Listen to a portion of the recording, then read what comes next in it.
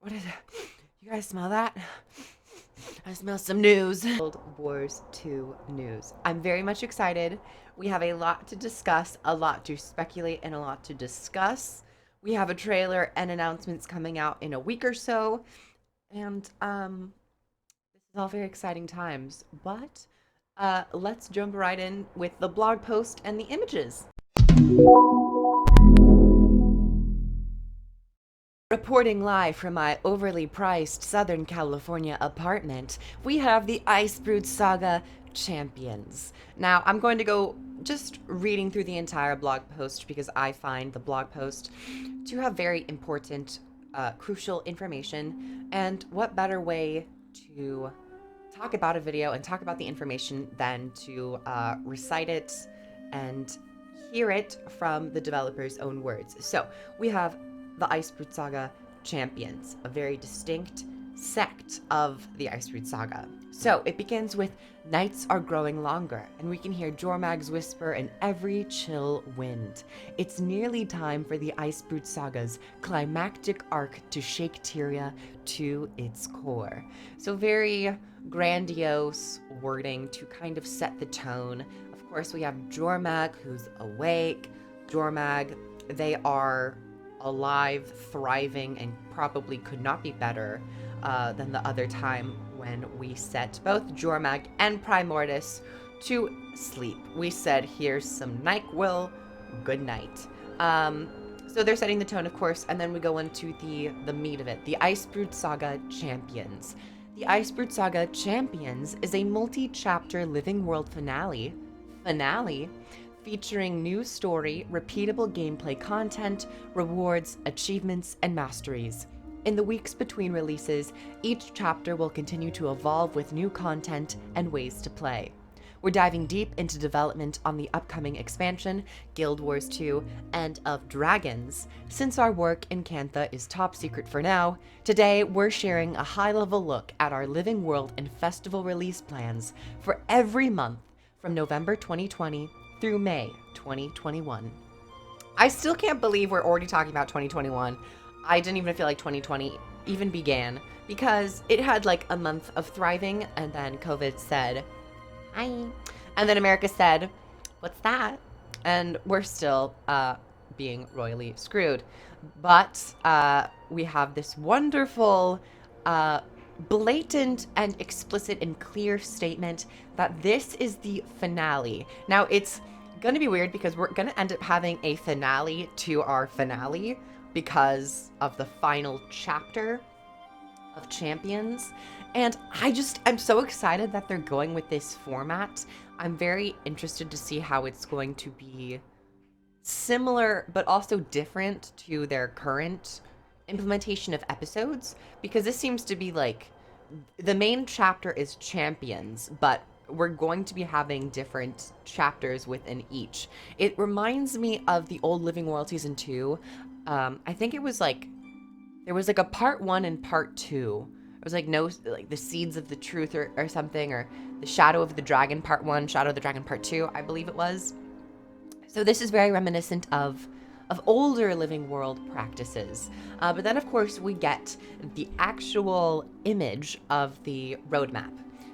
They have not talked about any balance patches or like improvements or overhauls to systems, but within each, I'll talk about what maybe I would like to see with this whole release. So November 2020, we're getting the very first chapter. Chapter 1, Truce. And we're also getting voice acting for Jormag Rising and No Quarter. So those episodes are going to be much more highly valued in its replayability because, of course, we never had the voice acting. We never got the experience of the true narrative and the direction of the directors who want to bring in a certain tone to voices and really get that full experience. Hello, Dead by Daylight. We're not talking about you today.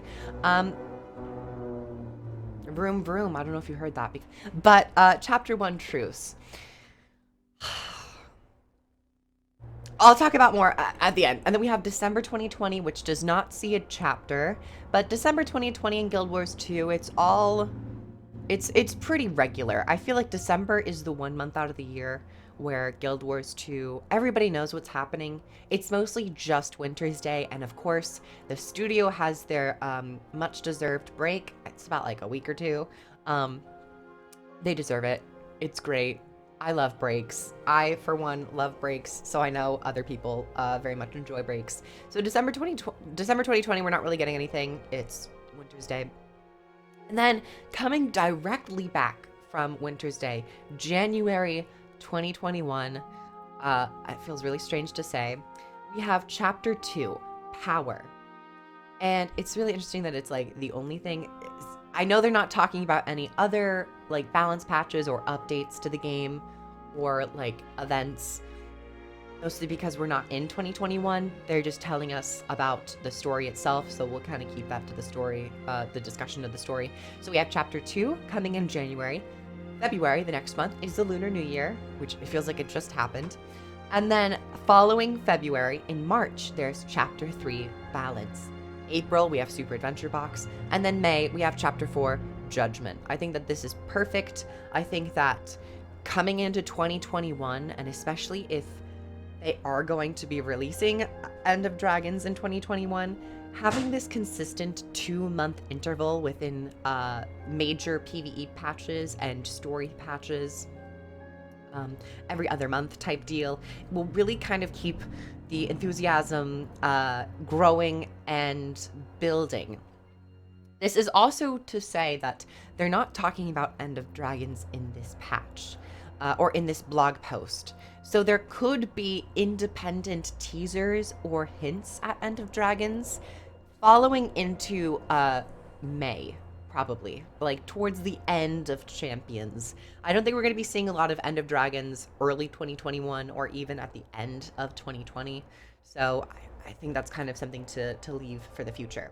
So they have the full list, the roadmap typed out, and then they have this little disclaimer: this timeline is independent of our announcement and release plans for Guild Wars 2 End of Dragons, though I don't think it's really smart if you start releasing information before the final finale chapter. But we're excited to reveal more information on those as soon as the time is right. For now, let's take a look at what you'll find in the Icebrood Saga Champions. So the very first subtitle is an earth-shattering story finale. They're really setting up high expectations for this, and I'm very excited. I get images, I've already read this, but I'm getting images of like Battle for Lion's Arch, Scarlet, intrusions into the Corteria maps. It even is reminiscent of the old pre-patch event for Heart of Thorns, which I think that they should do for End of Dragons, because pre-patches are kind of MMO standards, stereotypes, and they're tried and true. They get the energy flowing. So it reads, you've always been a leader, skilled at bringing people together to protect what they hold dear.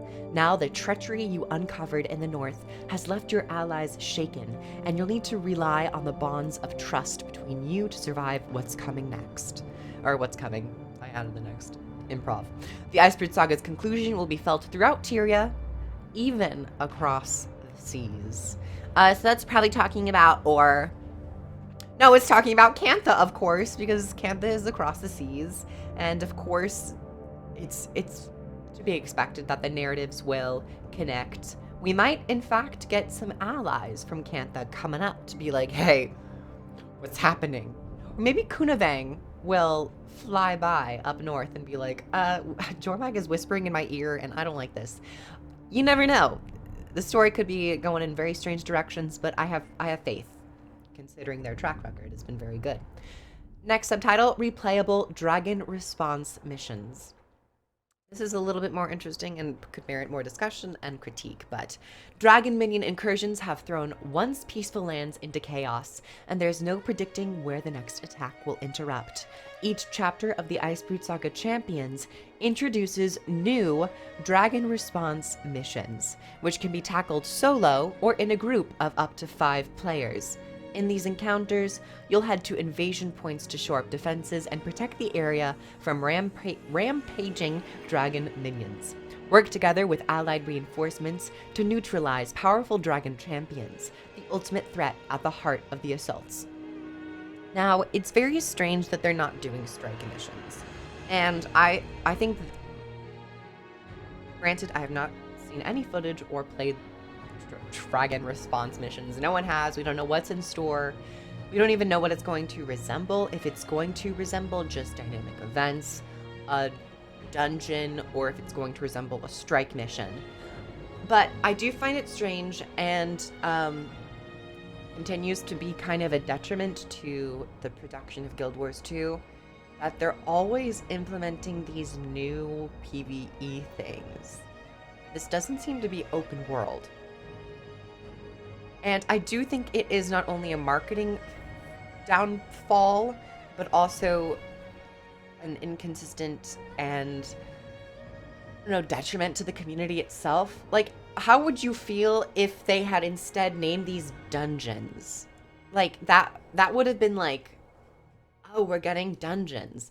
Now, granted, they could change dungeons in the way that, like, it doesn't have to be, like, super story-driven. I also wouldn't be remiss to say that these dragon response missions would have story to them. I mean, of course, it seems like there will be story because it's all Dormag and stories surrounding it and involving it probably. But I just don't know why they keep renaming things and making new names for certain features. I just need to know how this is so different than the other tens of severals of PvE systems that we have. We have dungeons, we have fractals, we have strike missions, we have raids, we have dynamic events, we have bounty systems, we have guild missions. It's just, we have so many group PvE content, and it just seems like they're adding new things. Though, we'll have to see how this all plays out. And regardless of the naming and how they're categorizing it, it is kind of sad to see that they're not doing strike missions. I would love to see more raids with the expansion End of Dragons, and I think that is a conversation for later. But continuing on with the blog post, Befriending Allied Factions. Tyria is full of people with different loyalties and priorities, but everyone is at risk for an enemy driven only by destruction. When dragon minion attacks multiply, you'll find more envoys making their way to the Eye of the North. Wonder who it's going to be. I hope we get some more Exalted. I hope we get Tizlak. I hope we get Ibli. I hope we get oh my god, what's her name? Zafira? I'm pretty sure that's her name. The woman in Path of Fire. I hope we get Kaith. I hope we get all these other returning characters. I hope we get Zoja. I hope we get Rox, the Olmacon. There's a lot of ideas. They're keeping it very open, but this is just me speculating on maybe certain characters that could come up again. During global faction mobilization events, which seems to be a different system of events. This could just be like they're describing the world as a global faction mobilization. It's a little strange that they're not necessarily clarifying it. Players can pitch in to train, rally, and build trust with factions both familiar and unlikely. This whole faction system is very reminiscent of factions. I wonder if they're going to be playing more into this stuff for longevity, and I wonder if they're testing these systems. I also think that's really important. They could be testing certain systems to see if they can continue on in Dragons or to rework it. You'll be rewarded for your efforts, and your allies will begin randomly appearing in dragon response missions to lend their special strengths to the fight. So it seems like there will also be an AI component to these dragon response missions, which are connected to these global faction mobilization events. We're gonna see. Achievements, masteries, and rewards. As you play the Icebrood Saga Champions, it almost seems like it's a completely different saga, but it's nice that it is kind of the umbrella chapter or episode. The Icebrood Saga Champions unlocks the Dragon Slayer Mastery track to boost your abilities in dragon response missions, and purchase weapon recipes and more from friendly faction vendors. Complete achievements and collections to earn valuable materials, mastery points, and unique rewards. Very interesting. It's always nice to see a reward system. I can't wait for more weapons. I wonder if there's going to be armor types. I still want to talk about, I still think we need to have a conversation about the United Legion way station. I haven't talked about this, but I really think it's a bad idea that they are not changing it or limiting it to certain maps. Because I am very worried on how the United Legion way station masteries are going to be impacting events in End of Dragons, meta events, group events. Are they going to make break bars an invalid feature of combat? I don't necessarily want to see a lot of people doing Charzuka things and United Legion way stations in Cantha. I do think that's kind of like just a weird mix. I'm not sure, but I think that's also something that I want to talk about maybe later. And then of course we have finally voice acting in No Quarter and Dormag Rising. The members of Guild Wars 2's intrepid voice cast are now able to provide tip of the tongue, the teeth, the lips, are now able to provide recordings remotely and will update No Quarter and Dormag Rising with voice acting when the Icebrood Saga Champions begins on November 17th. I'm pretty sure this means Champions is beginning on November 17th, the first episode. I don't think it's talking about No Quarter and Dormag Rising. I think they're just saying when the patch releases, we're also getting voice acting for these. These two episodes were impacted by COVID-19 health precautions, and we appreciate your understanding and support as we work to keep our staff and voice talent safe. Finally, keep an eye out for more information about the Icebrood Saga Champions next week. The trailer for Chapter 1, Truce, arrives on November 5th. Very exciting. Very, very exciting. I do think that images in the trailer from the Icebrood Saga reveal trailer are going to be coming to fruition. I mean, we had that ship thing where people were dying in ships. Could that be from the envoys coming from overseas? We do have mentions of seas, and in the trailer there was that ship destruction. There were shots of people returning to, or Norn returning to their lodges and returning to Holbreck. And then the final climactic image of the trailer was, and what seemed to be, as we now know, Ryland and Dormag assaulting Holbreck. Or some other lodge. Not too sure, but it looked like Holbreck. This could be, or that image could be, the dragon response missions or other story beats in the story. I'm getting a lot of Battle for LA vibes, and it seems like they're not going to be implementing too many new maps or any new maps at all, and I'm here for that. I do think that there is a lot of replayability that their existing 30 plus core maps can offer them. Not my nose. And I think that they need to utilize it more often. And by implementing these events into core zones, if they are implementing them to core zones, I think that's great. A lot of replayability. Also, you have to remember, Steam access for Guild Wars 2 is coming in November, and there's going to be a lot of new people playing these events. If they are going to be stretching across these core maps, I think it's very important that, and I think it's important and strategic for ArenaNet to be pushing veterans to these areas where new players are at. Though, I do think that if they are doing this, that they should take a look at the downscaling leveling system. Because even at max level, you do ungodly amounts of damage. And it kind of, over time, has power crept the starting zones. And that's another topic I want to talk about in its entirety. I have multiple videos that I want to discuss about power creep, about masteries, specifically the United Legion way station, about different PvE groups, but specifically for the power creep in Guild Wars 2. I do think it could hurt the new player's perception of Guild Wars 2 as a whole. And I think it also could hurt veterans playing these lower level events because it would be too easy. I do think, I want not like a hardcore challenge, but I want there to be a consistent fight, a consistent challenge, even with these lower level maps. And I don't think the United Legion way station helps. I don't think mount damage helps. I don't think just the power creep of combat and the fast-paced combat helps. Guild Wars 2 used to be a very strategic, more so strategic, game with slower cast times, more prominent ability effects on very powerful abilities, on longer cooldowns, less Condi bombs. I'm looking at you, Guardian.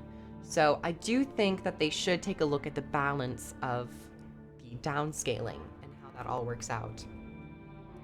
Just a balance patch too, but yeah, I'm very interested to see this new approach with champions, this chapter approach. I really hope that it works out for the best, and I'm very much excited to see how these chapters, I mean, the titles themselves are one word. I'm never a huge fan of one word, you know, titles for essays and poems and stuff, but I guess this works. You have truce, you have power, you have balance, and then you have judgment. Truce seems to kind of be like where we're starting, we're getting our footing. We're probably going to be dealing with one or two battles or conflicts. Power seems to be the escalation. Balance could be in a pursuit, in the penultimate episode, in the pursuit of concluding the storyline. And of Jormag, we're trying to balance the scales of the power, and then judgment is the final climactic fight and the transition to End of Dragons. So all in all, I'm very excited. I hope everyone in ArenaNet is having a wonderful day. I hope you guys are really taking care of End of Dragons and also Icebrood Saga. I know you guys are, but be happy, because honestly, game developers, during these tumultuous times, not only in America but globally, you guys are the backbone of so many nerdy, socially outcasted people, and you guys do a really fantastic job. And from one nerd to another, you guys are like the backbone of like pop culture, of video games, even niche games, and even larger games like Guild Wars 2. You guys do great work, and yeah, knock this one out of the park, you guys. Encouraging words. And this is subject to change too, so if there is a little delay in a couple of days, or, you know, reworking or implementations of certain events, or, you know, changes, subject to change during these times. But everyone, thank you so much for dropping by. I hope you guys enjoyed.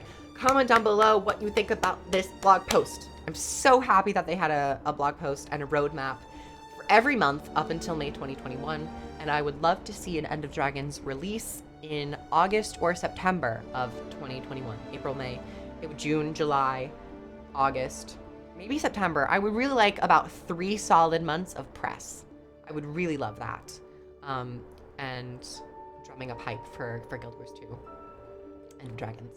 But everyone, thank you for dropping by. I have a bunch of links down below. Thank you to my patrons. Patron video. I sometimes forget to have my patrons scroll by on screen. I very much appreciate you guys. You guys help me a lot. You guys allow me to go to the grocery store. So you guys are great. I have a Twitch. I stream on Fridays, on the weekends. I might stream this Wednesday or tomorrow. You might catch me there. I have a Discord, Patreon if you'd like to help, or just tip me a PayPal. That'd be wonderful. Or of course subscribe. This is all free. Like, but I trust you guys, and I'll see you guys in the next video. Bye, everyone.